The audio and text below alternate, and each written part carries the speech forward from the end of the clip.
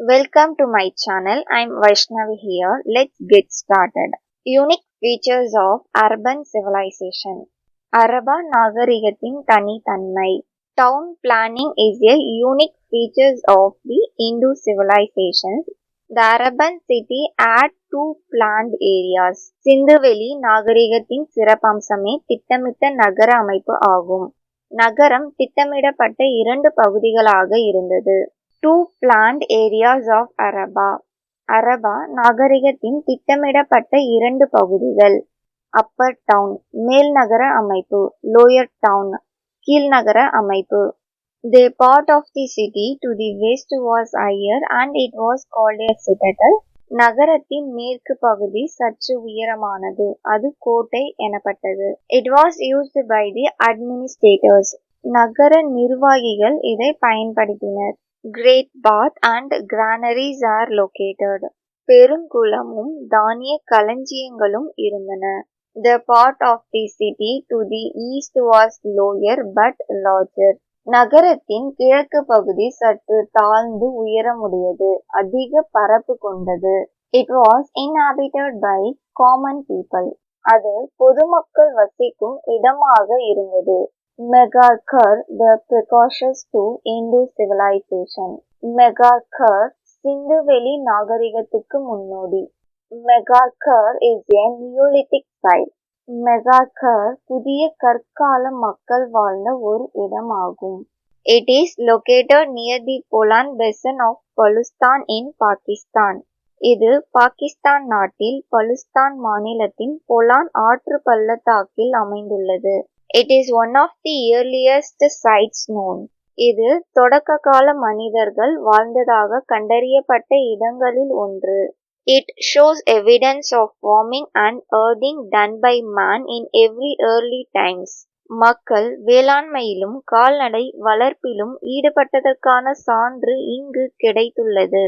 Archaeological evidence suggests that Neolithic culture existed in Megarkar as early as 7000 BC BCE.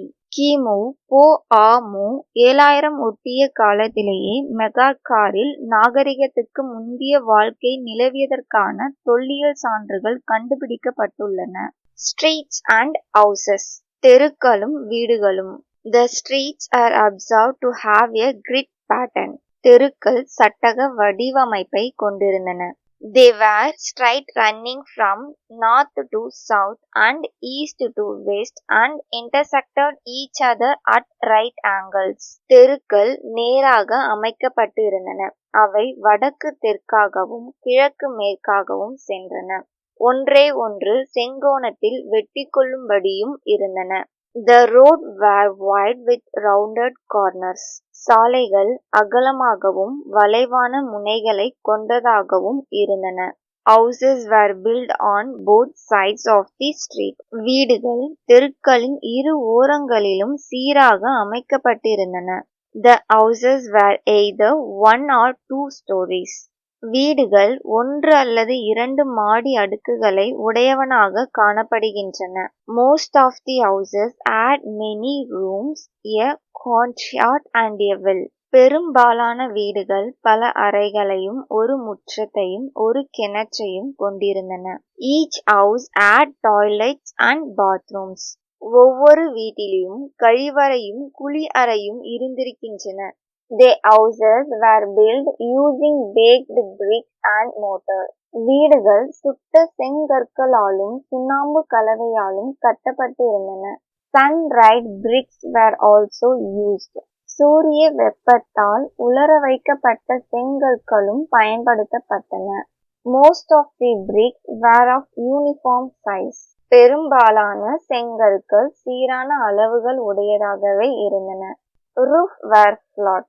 கூரைகள் சமதளவாக இருந்தன. There is no conclusive evidence of the presence of palaces or places of worship. அரண்மனைகளோ வழிபாட்டு தலங்களோ இருந்ததை தீர்மானிக்க கூடிய சான்றுகள் எதுவுமே கிடைக்கவில்லை. Why burned bricks are used in construction? கட்டிடங்கள் கட்டுவதற்கு ஏன் சுட்ட செங்கற்கள் பயன்படுத்தப்படுகின்றன? They are strong, hard, durable, resistant to fire and will not dissolve in water or rain. ஏனென்றால் அவை வலுவானவை, கடினமானவை, நிலைத்து நிற்கக்கூடியவை, நெருப்பை கூட தாங்குபவை, மேலும் அவை நீரினால் கரைவதில்லை. Drainage system, கழிவு நீர் அமைப்பு. Many of the cities had covered drains. ஏறத்தாழ எல்லா நகரங்களிலும் மூடப்பட்ட கழிவுநீர் வடிகால் அமைப்பு இருந்தது. The drains were covered with slabs or bricks. வடிகால்கள் செங்கற்களை கொண்டும் கல் தட்டைகளை கொண்டும் மூடப்பட்டிருந்தன.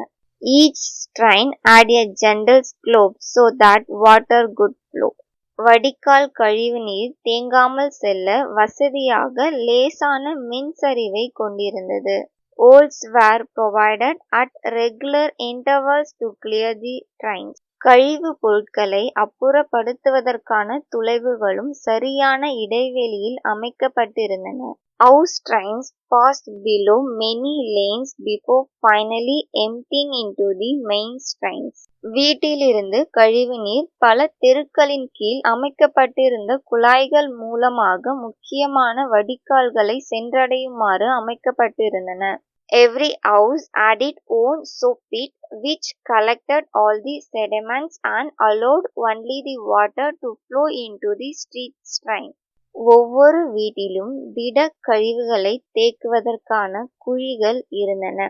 அவை திட கழிவுகளை தேக்கி கழிவு நீரை மட்டும் வெளியேற்றின. The Great Bath, Mohenjo-daro, Perungulam, மொகஞ்சாரோ. The Great Bath was a large rectangular tank in a courtyard.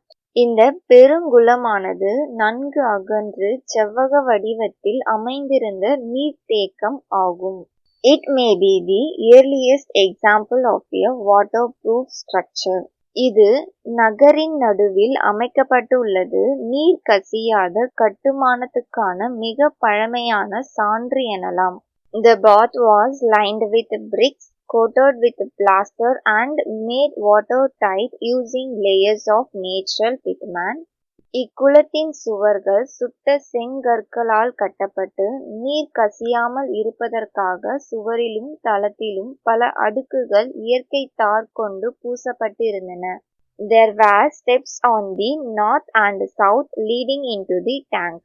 வடபுறத்திலிருந்தும் தென்புறத்திலிருந்தும் குளத்திற்கு செல்ல படிக்கட்டுகள் அமைக்கப்பட்டுள்ளன. There were rooms on 3 sides. குளத்தின் பக்கவாட்டில் 3 புறமும் அறைகள் உள்ளன. Water was drawn from the well located in the courtyard and drained out after use. அருகில் இருந்த கிணற்றிலிருந்து நீர் இறைக்கப்பட்டு பெருங்குளத்தில் விடப்பட்டது.